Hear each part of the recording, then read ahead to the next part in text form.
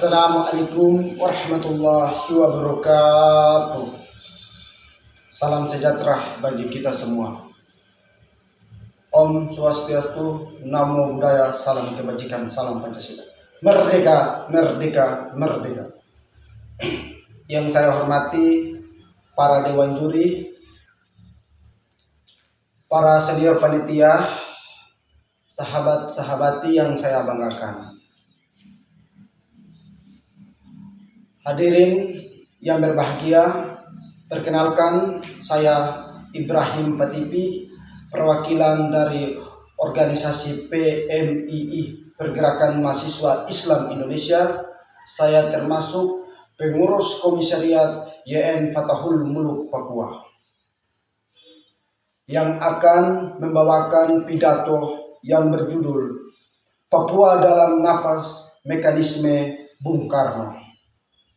Saudara-saudaraku sebangsa dan setanah air, ketika kita menyebut nama Bung Karno, maka yang hadir dalam ingatan bangsa ini bukan sekedar Presiden pertama Republik Indonesia. Bung Karno adalah simbol keberanian. Bung Karno adalah api persatuan.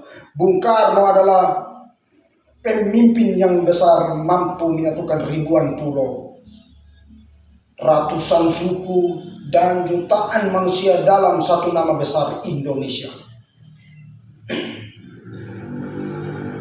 Dan dalam Indonesia itu, Papua bukan pelengkap penderita. Papua adalah bagian dari kehormatan bangsa. Hadirin yang saya hormati, banyak orang yang lupa bahwa kota Jayapura pernah bernama Soekarnopura. Nama itu bukan sekedar nama kota. Nama itu adalah jejak sejarah, jejak kecintaan Bung Karno terhadap Papua. Jejak bangsa Papua memiliki penting dalam perjalanan bangsa Indonesia. Soekarnopura adalah simbol bahwa Bung Karno memandang Papua bukan dari kejauhan, tapi dari hati perjuangan Indonesia. Karena Bung Karno tahu Indonesia tidak akan sempurna tanpa Papua. Saudara-saudaraku, Bung Karno pernah berkata, "Aku tinggalkan kekayaan Indonesia biar semua negara besar di dunia ini iri kepada Indonesia." Tetapi Bung Karno juga mengingatkan bahwa kekayaan bangsa harus kembali kepada rakyat. Disinilah mekanisme Bung Karno menjadi penting.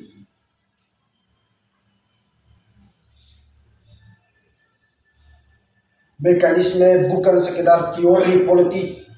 Mekanisme adalah keberpihakan kepada rakyat kecil, kepada petani, kepada nelayan, kepada buruh, dan masyarakat adat. Nama-nama Papua di pasar, anak-anak muda yang di kampung, dan mereka yang hidup jauh dari kemewahan pembangunan.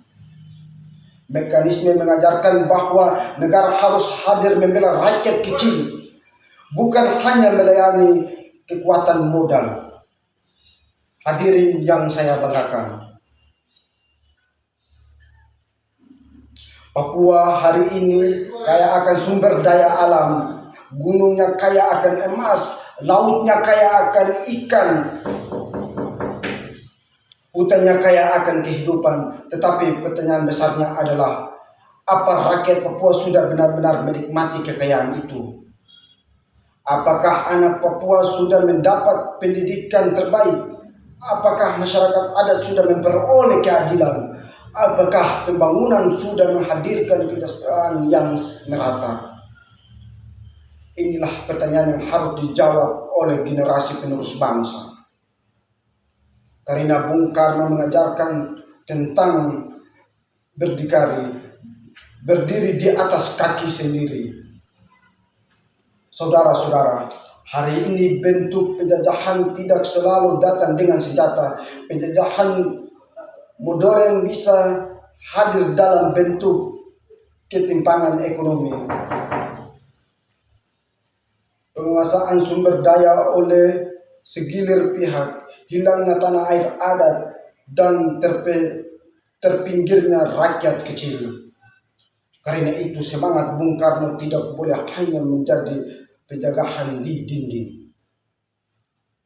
Semangat Bung Karno harus hidup dalam keberanian membela rakyat, hidup dalam kebajikan yang berpihak kepada wong cilik, hidup dalam keberanian menjaga Papua dengan keadilan sosial.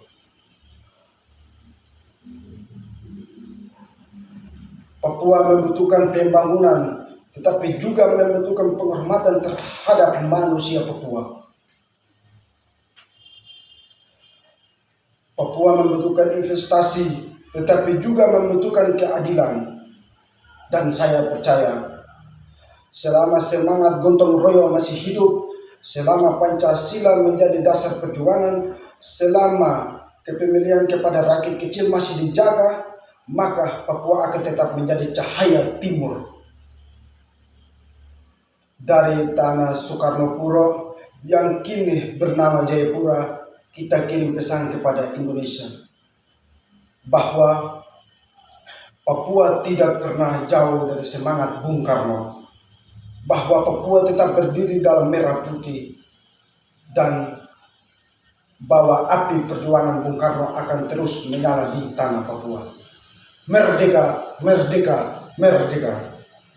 Wallahu muwaffiq ila aqwamit thoriq. Wassalamualaikum warahmatullahi wabarakatuh. Salam sejahtera bagi kita semua. Salam.